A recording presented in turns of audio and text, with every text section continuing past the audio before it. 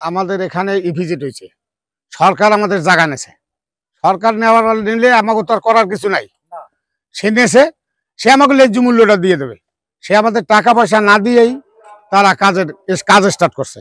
আমরা বাধা দিছি যে আমাদের টাকা পয়সা না দেওয়া পর্যন্ত এখানে কোনো কাজ চলবে না। একটা স্কাউটে ঢুকছিল, তারা ইপিজিডে ওই উপলক্ষে তারা মাটি কাটবে, বাউন্ডারি দেবে।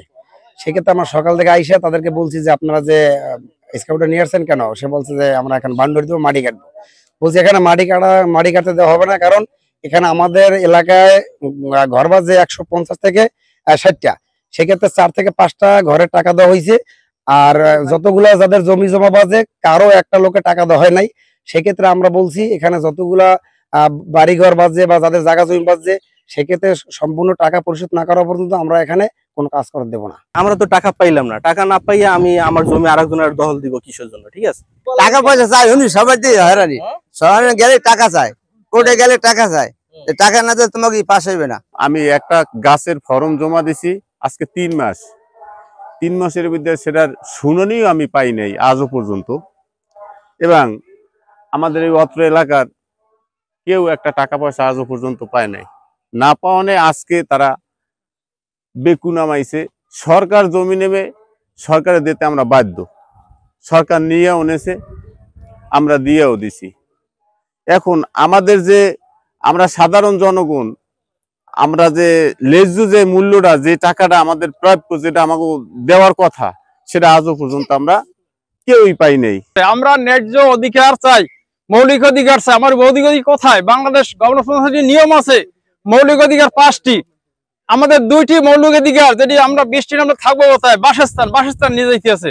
আমাদের অন্ন, আমরা কাজকর্ম করো কি ভাত খাইয়া, আমাদের সেই রিজিকটাও নিয়ে যাইতে আছে। আমাদের এখন সঠিক মূল্যটা পাইনি। আমাদের যে বর্তমান রেট দিতে আছে আশেপাশে 2 লক্ষ, 3 লক্ষ, 5 লক্ষ টাকা বিক্রি দিয়ে শতাংশ। আমার দেশে কত টাকাই 16,000 টাকা দিতে আছে। টাকা পেতে দেরি হচ্ছে কেন, এটা আসলে আমরা বুঝতেছি না যে কেন এত দেরি হওয়ার কথা, কাল বিলম্ব। জেলা প্রশাসক মহোদয়ের সাথে আমার কিন্তু এই বিষয় নিয়ে অনেকবার কথা হয়েছে। আমি ফিজিক্যালি স্যারের কাছে গেছি, স্যার আপনার আমার এলাকার জনগণ তাদের জমি গেছে, ঘরবাড়ি গেছে, কাজ শুরু হবে, জমি অলরেডি হ্যান্ডওভার হয়েছে। জেলা প্রশাসক মহোদয়ের সভাপতিত্বে এই জমি কিন্তু ব্যবসার কাছে অলরেডি হস্তান্তর করা হয়েছে। হস্তান্তর করার পরে কিন্তু ঠিকাদার নিযুক্ত, ঠিকাদার কাজ করবে। এখন জেলা প্রশাসক মহোদয় টাকা দেওয়ার ব্যাপারে যথেষ্ট আন্তরিক। নগদের কাছে সব গ্রাহকই প্রিয়, তাই তো সারা দেশে ক্যাশ আউট চার্জ সবচেয়ে কম। তার অফিস থেকে টাকা দেওয়ার চেষ্টা করতেছে, কিন্তু হয়তোবা ফাইল কাগজের ঘাটতি থাকতে পারে, কারো এরকম কোনো বিষয় মনে হয় আছে। তা না হলে টাকা দিতে দেরি হওয়ার কোনো কথা না। কালকে আমরা যাচ্ছি আর কি, কালকে যাবো, মিটিং করব। আমি জেলা প্রশাসক মহোদয়কে, যেহেতু ওনারা আমাদের জায়গাটা বুঝাই দিয়েছে, এখন পাবলিকের টাকা কেন দিচ্ছে না, আমি কিন্তু 3 দিনের মধ্যে 262 কোটি টাকা জেলা প্রশাসক মহোদয়কে দিয়েছি, 3 দিনের নোটিশ। আর ওনারা 9 মাস হয়ে গেছে, এখন ডিলে করছে বিভিন্ন জটিলতা। কিন্তু এখন আগামীকাল জেলা প্রশাসক মহোদয়কে আমি ধরবো, কারণ আমার পাবলিককে আমি চাই যে দ্রুত টাকাটা পাক, দ্রুত পাক, এই ফিলিংসটা আমার আছে।